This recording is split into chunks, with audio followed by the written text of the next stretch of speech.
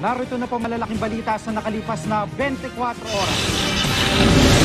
Mga kapuso, wala na pong bagyo sa bansa.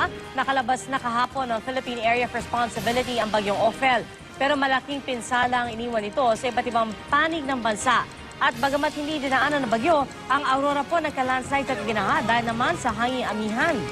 At 5 araw bago magtodos Los Santos, ka na sa mga terminal ng bus, pantalan at paliparan. Mamaya alamin natin ang sitwasyon dyan, live. At sa Alerto 24 naman po, isang Pilipinang balikbayan ang pinagnakawan po sa loob ng kanyang bahay sa Mandaluyong. At ang masaklap pa ay ginahasa pa raw siya umano ng 2 suspect. Pagkatapos naman mag-training sa General Santos City, tutulak na si pambansang kamao Manny Pacquiao pa Los Angeles, California para mag-ensayo sa Wildcard Gym. At naku, sabay naman po kayong matatakot at matatakam sa mga kainan na Halloween ang tema. At talagang ibang talentong Pinoy, may isa na naman po tayong kababayan ang nag-guest sa talk show ni Ellen DeGeneres. Yan po si Zendy Rose Tenerife na sumikat sa YouTube dahil sa pagkanta niya sa mall. Yan at iba pa mga balita ngayon na dito sa 24 Oras Weekend.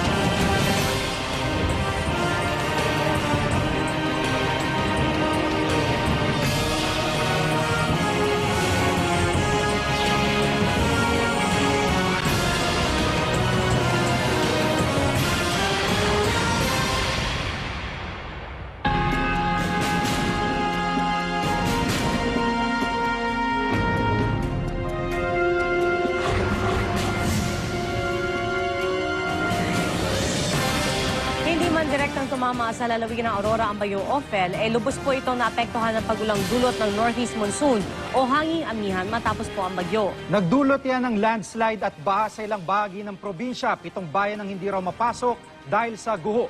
Nakatutok si Micaela Papa.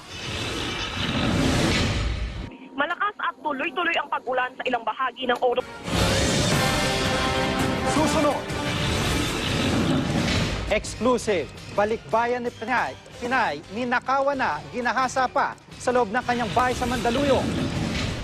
Ilang araw bagong undas, marami pa ring stranded sa pier. Presyo ng mga bulaklak, aalamin natin. At Pinay YouTube sensation na si Zendy Rose, nag-guest sa isang talk show sa Amerika. Tutok na dito sa 24 Oras. Susunod. Food Bazaar sa Quezon City, nakakatakam at nakakatakot. At Pinay YouTube sensation na si Zendy Rose, tampok sa isang talk show sa Amerika. Tutukan lahat ng... At mga kapuso, simula po ngayong Sabado, magiging mas bongga at extra special ang ating weekend. Magsisimula na po ang pinakahihintay na extra challenge tuwing Sabado at Linggo, 7:30 po yan ng gabi. At ang programang nagbibigay katuparan po sa pangarap ng bawat Pinoy na wish ko lang, magbabalik po ng 4:15 ng hapon tuwing Sabado. At patuloy niyo pong tutukan ang mga paborito niyong programa tuwing Linggo sa mga bago nitong oras. Ang Pepito Manaloto, 6:30 ng gabi. Caps Amazing Stories, 8:15 ng gabi. Investigador, alas 9 ng gabi. I Believe, 9:45 ng gabi. At SNBO, 10:15 ng gabi. At yan po ang mabalita aming tinutukan sa nakalipas na 24 oras. Maraming salamat po sa iyong pagtitiwala. 59 na araw na lang, mga kapuso. Pasko na. Mula po sa Tahanan ng Katotohanan, ako po si Pia Arcangel. Ako po si Jig Manica, dito ang GMA. Walang kinikilingan, walang pinoprotektahan. Walang kasinungalingan sa bisyong totoo lamang. At dahil hindi natutulog ang balita, Nakatuto kami 24 oras.